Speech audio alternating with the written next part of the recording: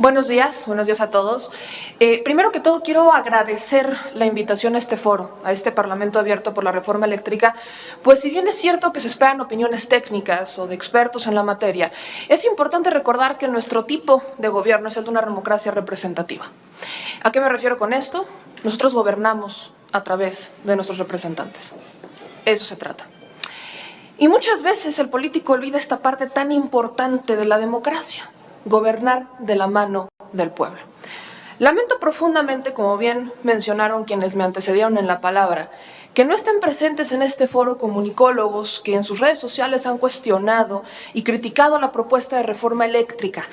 Algunos de ellos son incluso cabilderos de empresas privadas. Y el hecho de que no se presenten aquí a defender lo que expresan al amparo de sus redes sociales es una gran forma de comunicar quiénes son y qué defienden realmente.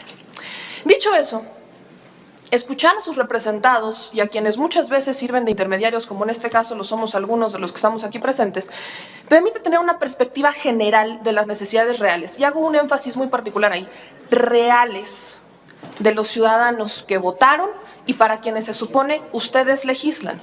Históricamente, los políticos nos han alejado de las decisiones que se toman en este recinto, nos hemos limitado a votar eligiendo al menos peor, o hemos preferido abstenernos de votar pues pensamos que todos son iguales. Hoy tienen la oportunidad de demostrar que no es así. Este descontento hacia la democracia se ha hecho cada vez más grande y, curiosamente, en vez de que sirva como un timbre de alerta para la clase política, deciden minimizar las críticas que les hacen. Personalmente, conozco la vida interna de los partidos políticos. No me dejarán mentir que lamentablemente la vida interna de los partidos políticos, la naturaleza del político convencional es la de mentir. Hoy tienen la oportunidad de demostrar lo contrario. Permítanme aclarar que hoy, lejos de darles una opinión personal o ponerme en el papel de una experta que no lo soy, quiero hablarles de lo que piensa gran parte del pueblo de México. Para esto, utilicé mis herramientas diarias de comunicación, como lo son las redes sociales, los espacios informativos que conduzco y los comentarios que recibo de los ciudadanos de a pie, aquellos que difícilmente son escuchados por sus representantes. Era 2013 cuando, después de varios intentos políticos, siendo claros desde la administración del expresidente Felipe Calderón, quien trabajó para una de estas empresas energéticas y que esta empresa decidió no participar en el debate, por cierto, se logró consolidar una reforma que no tomó en cuenta al pueblo de México. Jamás se dieron este tipo de foros, nunca se le consultó al ciudadano y, al contrario, se le manipuló con campañas millonarias en medios de comunicación, mismos que se negaron a debatir el día de hoy. Estas campañas les prometían bajar los precios de la luz, eso nunca pasó. La reforma del 2013 fue un verdadero fracaso y hay que entenderlo de esa manera. No hay manera de entenderlo de forma distinta. Los precios de la gasolina no bajaron, no bajó el diésel, no bajó el gas, no bajó la electricidad. Consultando expertos energéticos como el doctor Ángel Valderas Puga y otros expertos que también se han presentado a estos foros, me dieron cifras que son interesantes, que representan un timbre de alerta, señores. Tenemos una balanza comercial petrolera que pasó de un superávit de 20,000 millones de dólares antes de la reforma a un déficit de 4,000 millones de dólares, es decir, una pérdida de 24,000 millones de dólares, 480,000 millones de pesos. ¿Saben cuántas personas en México pagan recibos de más de 3,000 pesos teniendo un consumo mínimo de energía? ¿Saben cuántas veces han ido a la Comisión Federal de Electricidad para que les expliquen por qué están pagando tanto cuando tienen solamente 2 cuartos, una cocina pequeñita, un ventilador y un refrigerador muy chiquito? ¿Saben lo que sienten estas personas cuando la Comisión Federal de Electricidad les dice que no pueden hacer nada y que deben revisar sus instalaciones eléctricas, cambiarlas o cambiar todos sus electrodomésticos por unos más caros, con más tecnología, y que no lo pueden hacer porque no les alcanza? ¿Saben lo que se siente, lo que viven los ciudadanos del norte y sur del país, que viven en condiciones extremas de clima, que pasan de fríos extremos a calores extremos y que tienen que estar atados al uso de una calefacción o al uso de un aire acondicionado y que no lo puedan utilizar para tener una mejor calidad de vida porque no les alcanza? Denuncias como estas me llegan a diario Y son personas a las que sus representantes en el 2013, y déjenme decirlo con toda claridad, les vieron la cara. Gastaron millones de pesos del erario para mentirles, para que al final de la administración, y hay que recordarlo muy bien, el entonces secretario de Energía, Pedro Joaquín Caldwell, reconociera que la reforma energética nunca estuvo destinada a bajar el recibo de la luz y que incluso los pobres no comían gasolina. ¿Quién de ustedes va a responder por estos daños? ¿Cuándo se han puesto en el lugar de estos ciudadanos y no en el de las empresas que buscan tener el control de este sector estratégico del país? Entender que la electricidad es una necesidad y un derecho humano debería de ser lo más importante en estos foros, pues la electricidad no es un bien que se deba comerciar como se hace la ropa o los muebles, como ayer sugería uno de los legisladores del Partido Acción Nacional. Sin electricidad se está fuera del desarrollo, porque ni negocios ni industrias se instalan en lugares donde no hay electricidad y lamentablemente a lo largo de este Parlamento hemos visto pasar cabilderos de empresas extranjeras, ni siquiera mexicanas, que están muy lejos de preocuparse por la electricidad como un derecho humano y se enfocan más por la electricidad como un bien comercial. Y ese es el gran debate, señores. Saber quién es quién en la defensa del interés superior del ciudadano. Cuando vemos a un pueblo que participa activamente en las decisiones de su país, tenemos a dos grupos de políticos, los que celebran la participación y los que minimizan al pueblo. Lejos de que lo segundo nos parezca indignante, sobre todo cuando recordamos el modelo democrático en el que vivimos, exhiben una realidad que hoy más que nunca sale a la luz y es a quién representan realmente a nuestros políticos.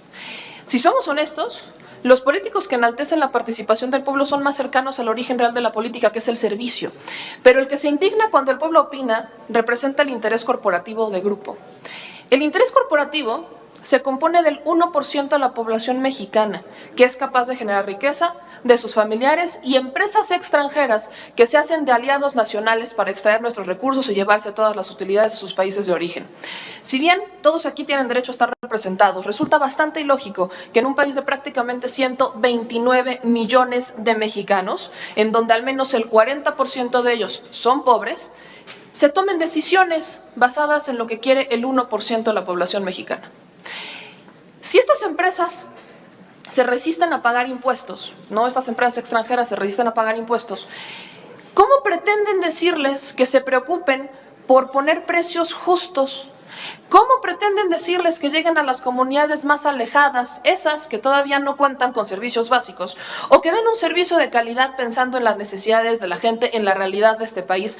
Si estas empresas de por sí se niegan a pagar impuestos, y cuando lo hacen despliegan a sus cabilderos que están en el poder legislativo para decir que el gobierno está en contra de los más ricos, ¿cómo esperan que el pueblo tenga garantías? Hablo de los 129 millones de mexicanos, no del 1% de la población de este país. También resulta bastante ilógico que en este país y con esta muy grande población, tengamos aproximadamente 142 legisladores en ambas cámaras que sirvan a estas minorías más ricas del país. ¿Qué garantías les han dado para pensar que esto es equitativo? Seamos honestos, desde hace muchos años han sido empresarios, sobre todo de la construcción, quienes han financiado campañas a cambio de obra pública, de la misma manera como lo hicieron con Odebrecht y la reforma energética de 2013. Y es por eso que tenemos representantes que no se atreven ni siquiera a decir a quiénes representan, porque saben que estas cifras no nos cuadran. En este país hay quienes han hecho las leyes a su conveniencia, han sabido exactamente quiénes son a los que hoy se minimizan y ningunean la participación del pueblo. Un pueblo que les pide aprobar la reforma eléctrica para contrarrestar los efectos que ya estamos pagando. Y muy caro, por cierto. Es un hecho que estas consecuencias no las pagaron las empresas privadas. Es un hecho que hoy escucho mucho en estos debates de la reforma, que si algo está mal, que se le sancione. Durante 14 años los reguladores no sancionaron absolutamente a nadie. Durante 14 años. ¿Qué garantías nos van a dar de que lo hagan ahora? En días pasados, 200 jóvenes de la Universidad Autónoma del Estado de Nuevo León le entregaron al dirigente nacional del PRI un documento en el que le exigían aprobar la reforma eléctrica. ¿Cuál fue la respuesta del PRI? Que seguramente las firmas eran falsas. 200 jóvenes de la Universidad Autónoma de Nuevo León. Nos piden mucho participar a los jóvenes y cuando los jóvenes participamos nos minimizan nos ningunean y nos dicen seguramente son falsas sus firmas o su participación. Quiero incluso recordarles que lo que hoy ustedes decidan en esta reforma eléctrica, ya no van a pagar ustedes las consecuencias. Somos los jóvenes las que las vamos a pagar. Somos las generaciones por las que hoy deciden. Está muy bueno en sus discursos como constantemente dicen los jóvenes son el futuro del país. Somos el presente, señores. Y nosotros también nos involucramos en las decisiones de este país. Y si nos estamos involucrando, no tienen ningún derecho a decir que nuestra participación es menos o que nuestra participación es falsa. Aprendan a ser representantes del pueblo, a escuchar a quienes los pusieron ahí. Hoy, lo que el pueblo demanda... ir redondeando, por favor, para... Lo que el pueblo les demanda es que digan claramente quiénes son y a quién representan. No está mal representar intereses corporativos. Lo que está mal es que no digan que los representan. Y si no lo dicen, es porque saben en el fondo que algo está mal. La única manera de seguir construyendo un país de oportunidades, bienestar y dignidad para todos es por medio de la participación constante y continua del pueblo. Para eso es necesario construir y destruir más bien la apatía ciudadana respecto a los asuntos públicos, para que nunca más se les permitan los abusos a ese 1% de la población privilegiada de este país. Para que se les recuerde que la finalidad de las empresas privadas, por supuesto que es el lucro, no el desarrollo social de un país. Porque quien electrificó México fue el Estado mediante 2 empresas públicas, la Comisión Federal de Electricidad y Luz y Fuerza del Centro, que llevaron el porcentaje de electrificación del 45% en 1940 al 95% en el 2000. Creo que hasta aquí es importante cerrar con esta reflexión.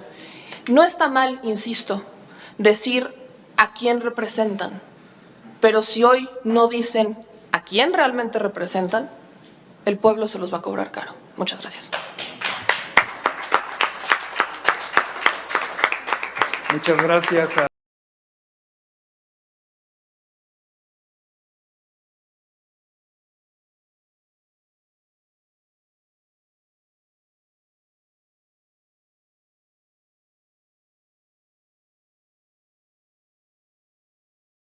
y con los canales públicos federales y capitalino, Canal 11, Canal 14, Canal 22, el sistema de radio IMER, Instituto Mexicano de la Radio, Radio Educación, Capital 21 de la Ciudad de México, más los sistemas estatales para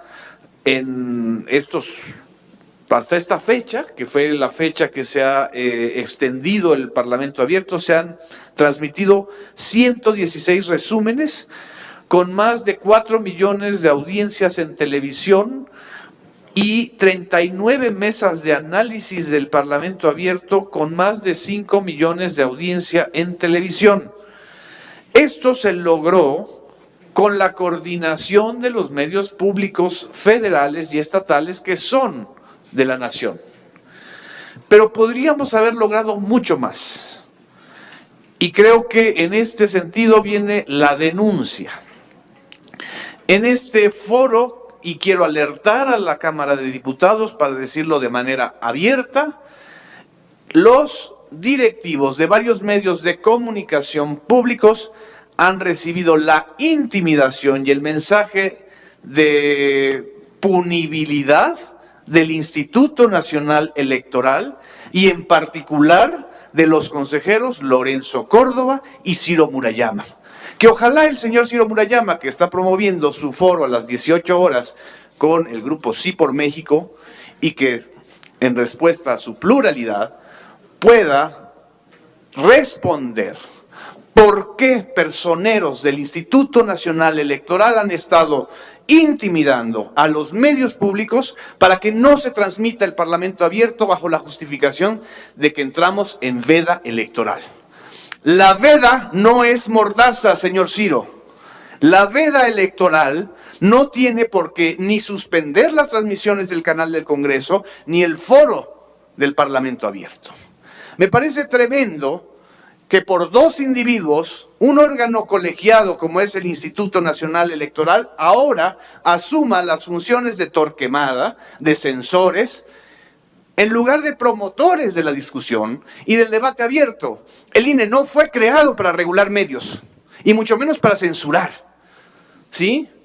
El INE fue creado para promover la democracia y la imparcialidad del país.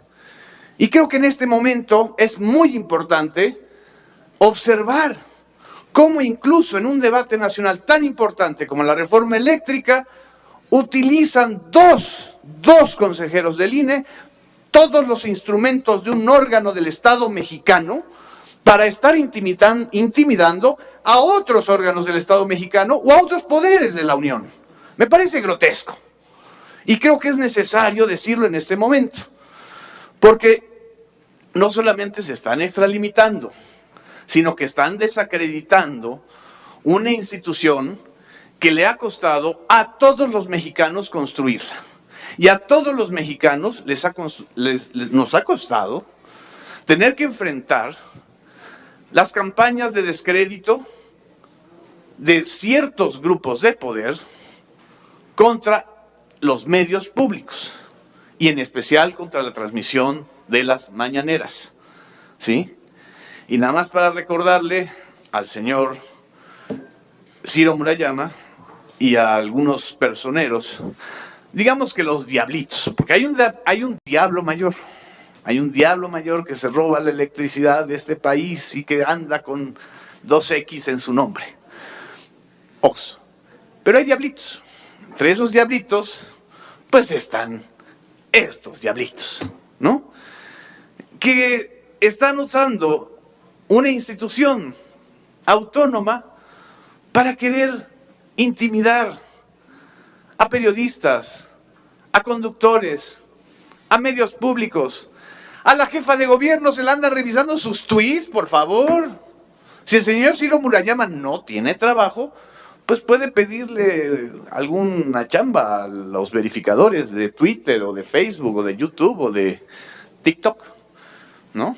A lo mejor su vocación es tiktokera, pero no en este momento quieran usar al instrumento y al órgano autónomo del Estado mexicano para querer censurar un debate como este. Y creo que es una sugerencia muy personal a nombre del sistema público del Estado mexicano. Creo que un extrañamiento por parte de la Junta de Coordinación Política del Congreso a estos intentos, por supuesto, nunca explícitos, nunca abiertos, pero sí señalados a mi persona y al equipo del sistema público de radiodifusión por varios directivos de medios públicos. Un extrañamiento a las autoridades electorales y subrayarles que la difusión del Parlamento abierto en los medios de televisión, de radio y de Internet, tanto públicos como privados, no es ninguna violación a la veda electoral. Gracias. Y ya la parte de la propuesta, creo que también dentro del debate de la reforma eléctrica, y en esta parte pues sí, ahí hablo como alguien que le gusta mucho el tema de la convergencia digital y de la convergencia entre radiodifusión y telecomunicaciones para el futuro del país, ya no solamente sobre la electricidad. Aunque no lo contemple de manera explícita la reforma constitucional enviada por el Poder Ejecutivo, sí es muy importante tener en cuenta el fortalecimiento de la Comisión Federal de Electricidad y, en específico, de la Comisión Federal de Telecomunicación e Internet para Todos. Esta instancia dentro de la CFE es la famosa instancia que administra las fibras oscuras o las fibras oscuras de la fibra óptica de la CFE. Nada más para refrescarnos la memoria, lo importante que es defender estas dos fibras oscuras como un bien público del país fue lo que llevó al ataque brutal del calderonismo contra el Sindicato Mexicano de Electricistas, de la Compañía de Luz y Fuerza. Y ahí estaba el señor Javier Lozano. Le mandamos saludos a este compañero convertido en troll. Pero él, como secretario, digamos, ¿no? Para definir toda una serie de prácticas y conceptos, hostil contra el SMEI y contra la Compañía de Luz y Fuerza. Pues lo que estaba detrás era esto justamente, la posibilidad de querer privatizar estas fibras y esta tecnología de la CFE.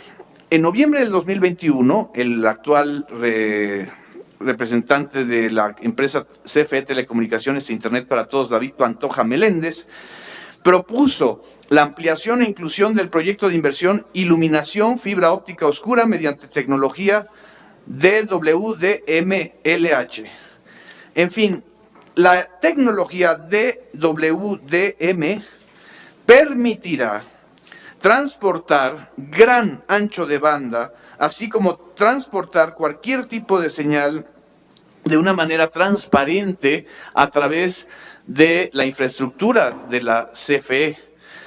Y nada más para tener una idea de lo importante de esta tecnología que permite multiplexar e incluir varias señales en un mismo canal de fibra óptica, la velocidad a la cual actualmente se está dando el servicio de Internet en fibra óptica permite transportar 16 canales de fibra óptica a una velocidad de 80 a 100 kilómetros. Esta nueva tecnología permitirá transportar hasta 128 canales, incluyendo todo lo que implique señal de televisión, de radio, de internet, de servicios de telefonía a través de la fibra óptica.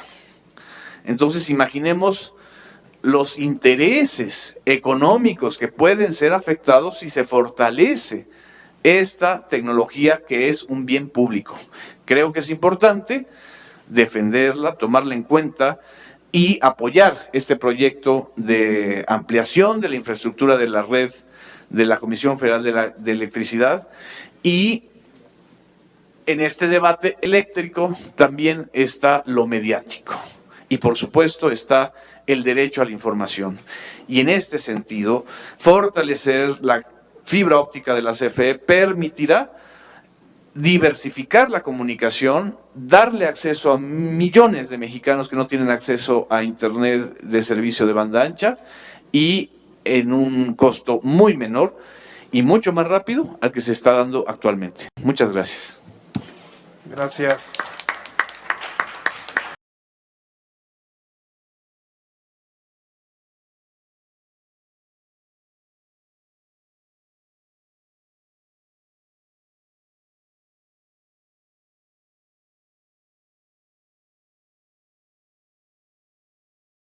Con Pedro Miguel, que se encuentra también aquí a mi lado y a quien le damos la bienvenida. Pedro, tienes el uso de la palabra. Muchas gracias. Gracias, legisladoras, legisladores, por la invitación. No creo necesario reiterar los muchos argumentos que se han vertido aquí a favor de la recuperación del control nacional de la industria eléctrica en todas sus fases, particularmente la reincorporación del SENACE a la Comisión Federal de Electricidad, de los imperativos de soberanía y seguridad nacionales, de la forma de garantizar de manera permanente precios accesibles a la población, precios de la electricidad, de la absoluta pertinencia de salvar a la CFE de la ruina a la que fue condenada por la reforma energética peñista. La despedazaron, la dejaron como Coyolxauhqui. La descuartizaron, 6 empresas a las que se les prohibió compartir información entre ellas, que no se podían pasar refacciones de una a otra. Fueron muy canallas, fueron de veras muy canallas de hacerle eso a la empresa que electrificó al país. Y también creo que es innecesario justificar más la necesidad de garantizar la exploración y el aprovechamiento del litio para el desarrollo y el bienestar del país. Estas razones son tan poderosas que ahuyentaron de este foro a los buitres energéticos. Iberdrola, Águila de Altamira, Energía Valle de México, Savi Energía, Fisterra, Minerautlán, Kimberly-Clark, FEMSA. Porque esas empresas no están en el terreno de las razones, como lo decía el Fisgón. No tienen más razón que la ganancia desmedida, la depredación y el pillaje. Las prácticas que fueron legalizadas por esa reforma peñista y que hoy tenemos que revertir de manera urgente por el bien del país. Esas empresas apuestan a otra clase de recursos para torpedear la iniciativa. Las campañas de falsedades y difamaciones, la intoxicación de la opinión pública, las presiones furtivas y desestabilizadoras. Dicen creer en las energías limpias, pero juegan sucio, muy sucio. Bueno, más allá de esos aspectos positivos, necesarios e indispensables, creo que a la iniciativa le falta resolver aspectos fundamentales en lo que se refiere a desarrollo sostenible, investigación y desarrollo, empoderamiento ciudadano, derechos de los pueblos, perspectiva de género y transición energética. Muchas de estas lagunas han sido ya señaladas en este foro. Ayer, por ejemplo, el 16 de febrero, por la compañera Paulina Garrido, la presidenta de la Unión de Cooperativas Tosepan. No me apena reiterar la necesidad de incorporar estos factores, más bien me alegra mucho unirme a un clamor que creo que es ya, que es extender esta reforma eléctrica por ámbitos que no han sido tocados. Empezando por la omisión de un sector social como productor, administrador y distribuidor de energía en un modelo de generación distribuida. Es decir, entre el 54% público y el 46% privado que contempla la iniciativa, hace falta abrir un porcentaje para que comunidades, ejidos, cooperativas, barrios, multifamiliares y otras formaciones colectivas generen, distribuyan y administren electricidad, fundamentalmente para autoconsumo, para efectos de uso doméstico, alumbrado público, bombeo, riego, operación de pequeñas instalaciones como beneficios, escuelas, clínicas, centros de reunión, templos, pequeños negocios. Esa modalidad de producción pues, se tendría que realizar necesariamente con tecnologías fotovoltaica, microhidráulica, microeólica, tal vez microgeotérmica, en una variedad de combinaciones entre la interconexión y la isla. Mantendría a estos productores consumidores a salvo de los vaivenes del mercado, sea cual sea el escenario político-económico, y liberaría progresivamente a la CFE de la carga que representa la generación y distribución a cientos de miles de usuarios. Tal vez el reservar un porcentaje de 3 o 4% al sector social sea solo el punto de partida para llegar a un objetivo más ambicioso. Postulo que es posible imaginar un horizonte en el que toda la electricidad de bajo voltaje que se consume en el campo, en pequeñas localidades e incluso en barrios y colonias de las urbes, sea generada y gestionada de manera comunitaria por los propios habitantes. Postulo también que es necesario crear las condiciones para que ciudadanos y colectivos territoriales puedan convertirse en sujetos y protagonistas de la generación y la gestión de la electricidad. Ello redundaría en una cultura energética inestimable, en el fortalecimiento del tejido social, en el impulso a formas de organización horizontales y verdaderamente democráticas, y a fin de cuentas, en un mayor bienestar. Y esto de la conciencia energética lo viví en carne propia, cuando entré en guerra con CFE, después del golpe criminal de Calderón a Luz y Fuerza, y tuve que empezar a generar mi propia energía y aprendí lo que significa que un foco esté encendido 1 hora y lo que significa que un horno de microondas esté encendido 15 minutos y lo que significa que haya solo que no lo haya. Esto sería además un freno a la tentación desarrollista enorme, a la tentación desarrollista de incrementar indefinidamente la generación y el consumo eléctricos, una tendencia que a estas alturas es claramente insostenible.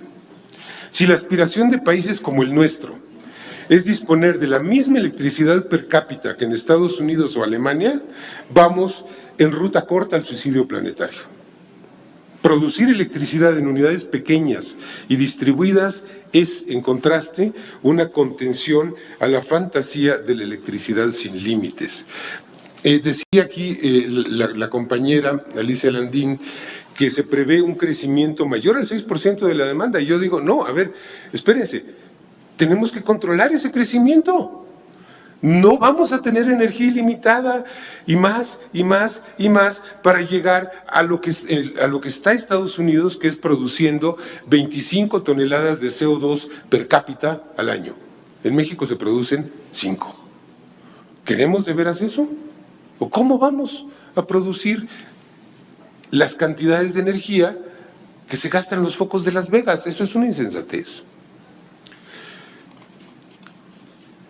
Lo anterior va de la mano con el reconocimiento de los derechos de los pueblos, y aquí cito a Paulina Garrido, la compañera presidenta de la Tosepa Antitatanisque de la Sierra Norte de Puebla.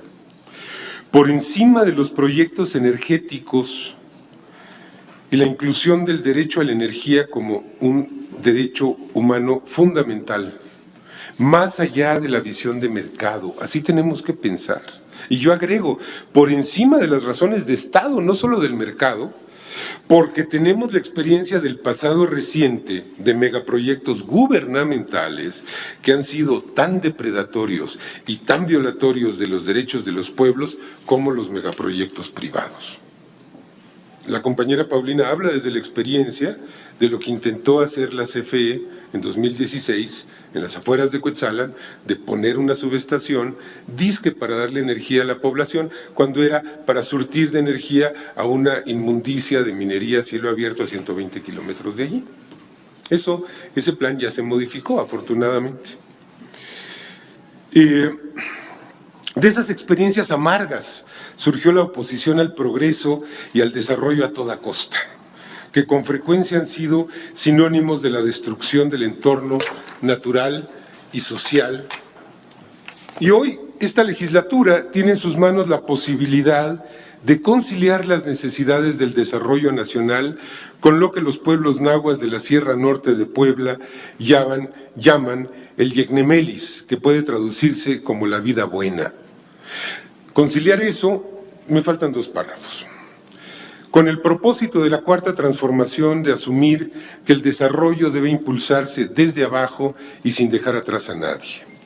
Si la electrificación histórica de México avanzó de las ciudades al campo, hoy debemos plantearnos la ruta inversa, llevar la transición energética del campo a las ciudades. Porque en el campo hay cursos de agua, hay sol, hay viento, hay extensiones de terreno para cultivar y cosechar el sol. Debemos dejar de irrumpir en la vida de las comunidades con plantas generadoras de gigawatts e impulsar en cambio pequeñas unidades de unos pocos cientos de kilowatts. El último punto, que también ha sido planteado aquí y que no me parece menos importante, el penúltimo, perdón, pues es la necesidad de dotar a esta iniciativa de perspectiva de género. No tengo cifras a la mano, pero es obvio que si las mujeres han padecido desigualdad y discriminación en todos los ámbitos, pues es lógico que hayan sufrido también un menor acceso a la energía en todos sus aspectos, el tecnológico, el económico y hasta el de consumo. Y el de la tribuna, pues aquí la compañera Alicia lo primero que hizo fue ponernos esta gráfica de cómo está el balance mujeres-hombres en este mismo foro, ¿no?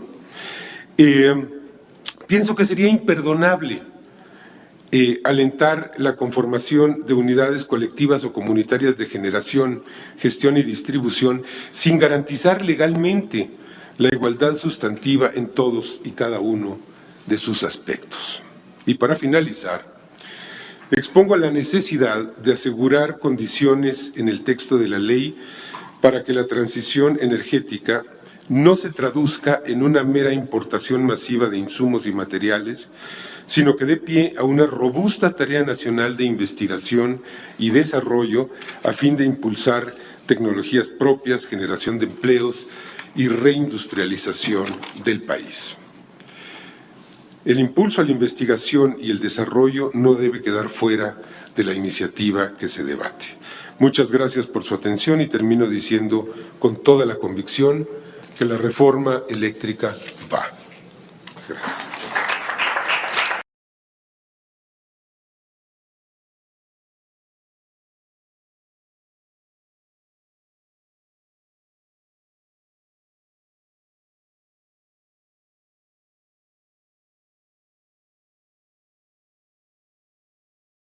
Vamos ahora con Rafael Barajas, el Fisgón, para que haga uso de la voz hasta por 10 minutos. Adelante.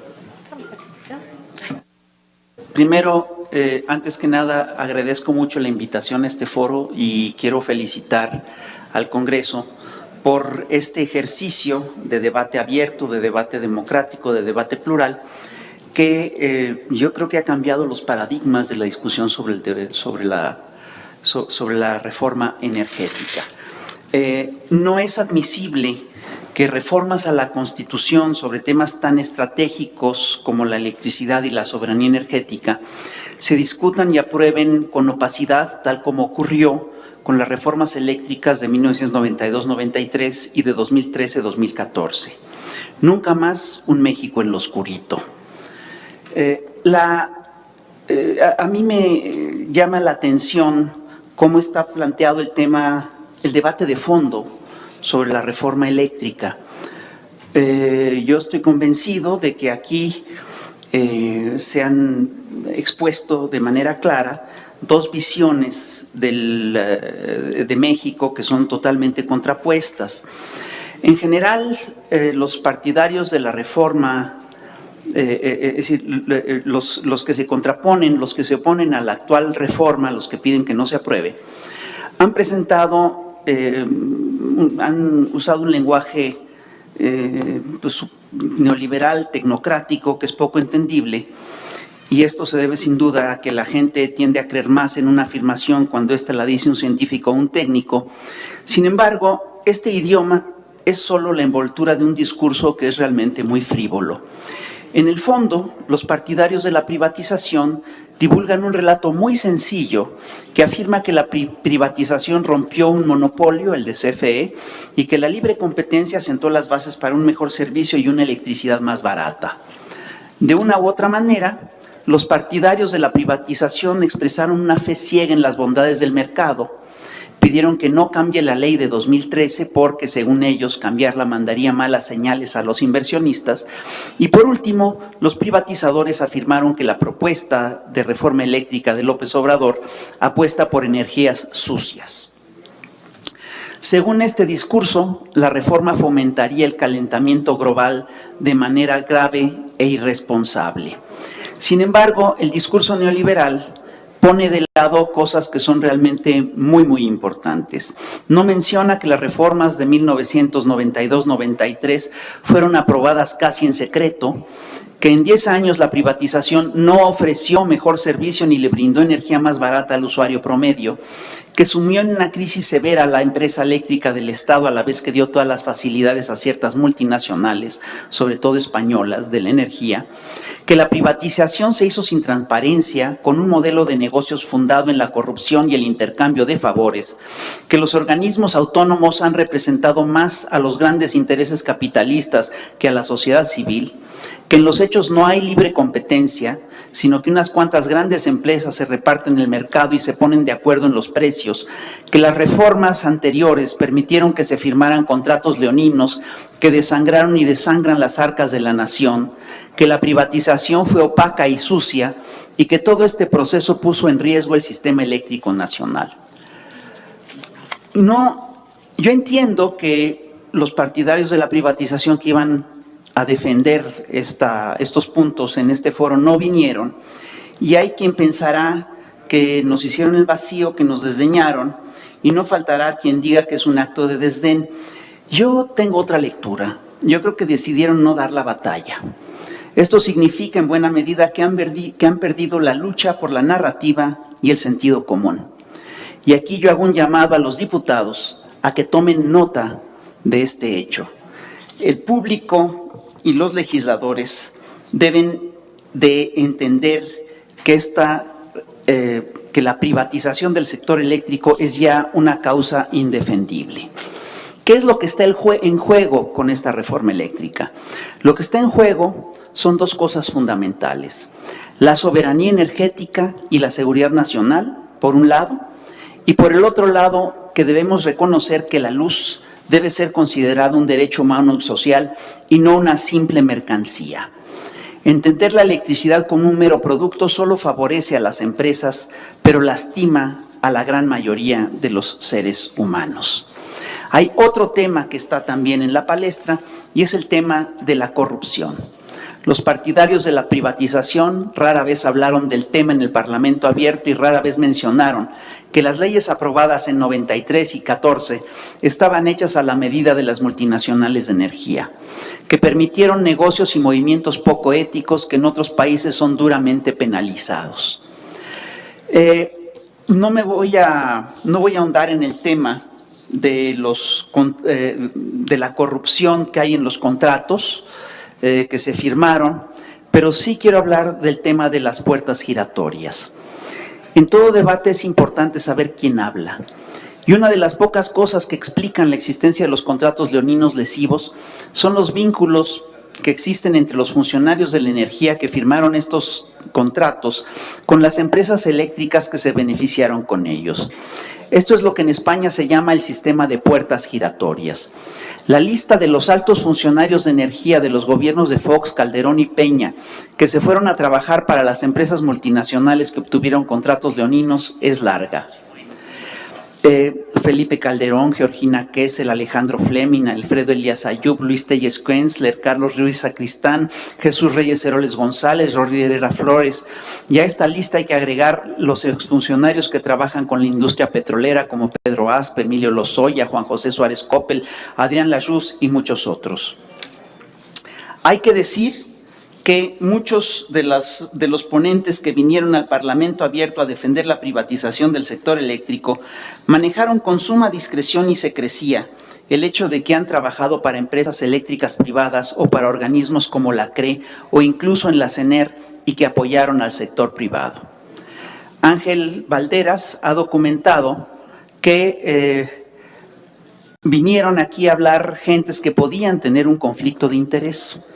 ¿A nombre de quién hablaron en este foro Rosanetti Barrios, Montserrat Ramiro, Fernando Bueno Montalvo, Paul Alejandro Sánchez, Nelson Delgado, Jorge Chávez Presa, en fin, muchos otros compañeros? Y aquí hay un tema que es importante y es el tema de quién cuida el ambiente.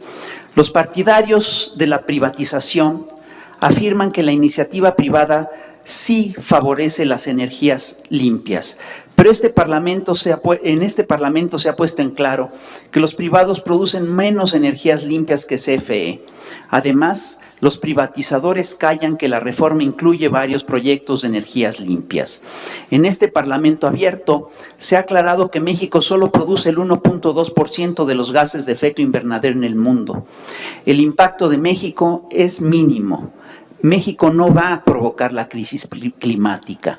Sin lugar a dudas, tenemos que tomar medidas contra los gases de efecto invernadero, pero en realidad el problema de fondo, el tema del cambio climático, está en China, en Estados Unidos, en la India y en los países de la Unión Europea. Y aquí lo que tenemos que poner en el centro del debate es el cómo se puede hacer la transición energética, cómo transitar hacia energías más limpias. ¿Quién puede hacer la transición energética?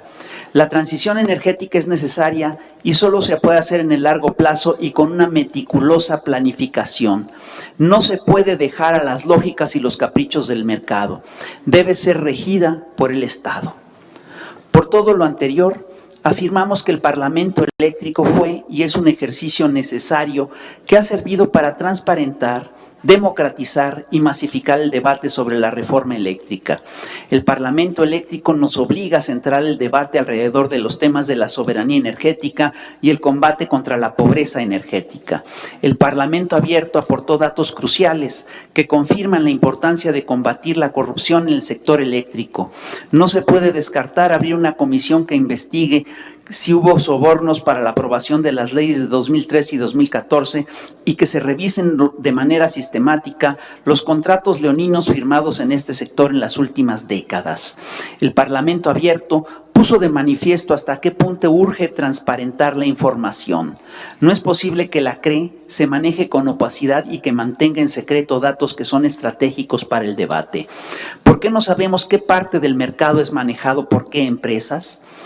Este foro centró el debate de la transición energética. Es menester seguir impulsando las energías limpias. En especial, debemos modernizar y optimizar las plantas hidroeléctricas.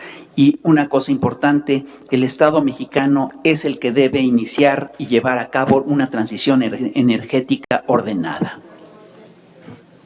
Muchas gracias.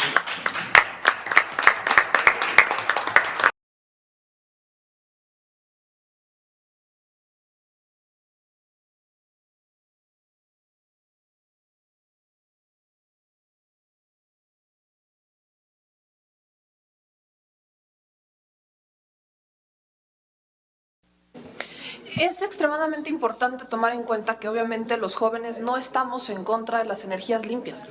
No, aquí esta reforma creo que no habla que está en contra de las energías limpias. Yo no conozco un solo mexicano que diga que está en contra de las energías limpias.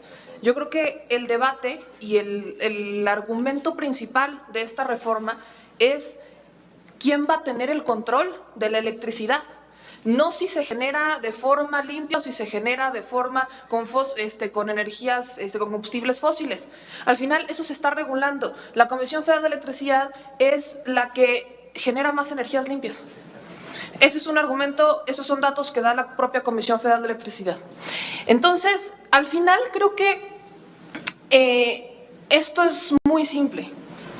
Si dejamos que el sector eléctrico lo controlen las empresas privadas, estamos en riesgo de que en cualquier momento bajen el switch. ¿Y qué vamos a hacer? ¿Qué poder tiene el Estado? Hablemos de las reguladoras. Repito, durante 14 años las reguladoras no sancionaron a quienes estaban dando altos precios de gas, por ejemplo. Hasta esta administración es cuando empezaron a sancionar. ¿Y cuál era el argumento? Muy simple, es que no nos hacen caso. O sea, si el Estado se va a quedar con los brazos cruzados de pues es que no me hacen caso y no los puedo sancionar porque pues no me hacen caso, entonces si nos mantenemos bajo este mismo argumento, ¿qué esperanzas tenemos rumbo a cada vez una mayor necesidad? O sea, ya dependemos de la electricidad para vivir. ¿Qué va a pasar? Vuelvo al argumento de los que... O sea, las personas que viven en el norte o en el sur del país que tienen que usar aire acondicionado o calefacción para tener una vida digna. Si dejamos que la empresa privada sea la que tenga todo el mercado, ¿cómo va a intervenir el Estado para que estas personas tengan una vida digna, una calidad de vida en donde puedan utilizar un calefactor o un aire acondicionado y que no tengan unos precios tan altos de electricidad? Veamos el modelo de España. ¿Qué está pasando en España? Son los privados los que tienen el control. ¿Por qué? Porque el Estado ya ni siquiera tiene una empresa. Entonces, ¿cómo controlas?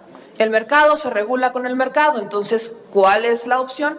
Ábrelo más, que entren más empresas y que se regulen solos. Y después, ¿qué va a hacer el Estado? El modelo de Bolivia, hace un momento lo preguntaban. En 14 años Bolivia triplicó la generación de electricidad y se alista para exportar. ¿Qué pasó cuando Bolivia quiso nacionalizar el litio? Golpe de Estado. Creo que a veces se nos olvidan algunos argumentos de lo que pasa en el mundo y por supuesto que esto es muy debatible. Yo creo que los legisladores en este momento tienen toda la oportunidad de utilizar los transitorios para poner todo tipo de candados, para dar certidumbre, para dar garantías en cuanto a las energías limpias. Pero dejarle más del 50% del mercado eléctrico a los privados, el privado lucra, no tiene la obligación de cumplir con el derecho de la distribución de la electricidad. Y si la electricidad es un derecho humano, y se debe de entender como tal, que considero que hace falta que lo añadan en la ley, si se considera la electricidad como un derecho humano, es inviable que le dejen el mercado, en su mayoría, a los intereses privados. Con esta regulación tienen el 46% del mercado. Creo que tienen para dar y regalar, creo que perfectamente pueden seguir operando, y lo que sería mucho mejor es que el mercado privado no solamente se estuviera componiendo por parte de empresas extranjeras, sino también mexicanas, porque yo no conozco una sola empresa 100% mexicana que opere el sector eléctrico. Gracias. Gracias, Meme. Amigos, amigas, regresamos en breve, pero mientras seguimos hablando sin pelos en la lengua, sin censura, usted puede suscribirse a nuestros 3 principales canales en YouTube. Sin Censura Media, en donde tenemos más de 1.600.000 suscriptores, Sin Censura TV, en donde tenemos más de 1 millón de suscriptores, y en Sin Censura Presenta, en donde queremos llegar muy pronto a los 100,000 suscriptores. Si usted ya está inscrito en Sin Censura Media, suscríbase en Sin Censura TV. Si ya está suscrito en Sin Censura TV y Sin Censura Media, suscríbase a Sin Censura Presenta. Recuerde que es gratis, no tiene que sacar un solo centavo de su bolsillo para apoyarnos. Dele clic en la campanita para que los señores y señoras de YouTube envíen las notificaciones cuando estemos transmitiendo en vivo y en directo o estemos subiendo videos. También nos puede seguir en Twitter en @_Vicente Serrano y hasta en Instagram. Ojo, también estamos en Instagram. Son nuestras redes sociales y con el apoyo de ustedes seguimos creciendo, porque con ustedes todo, sin ustedes nada.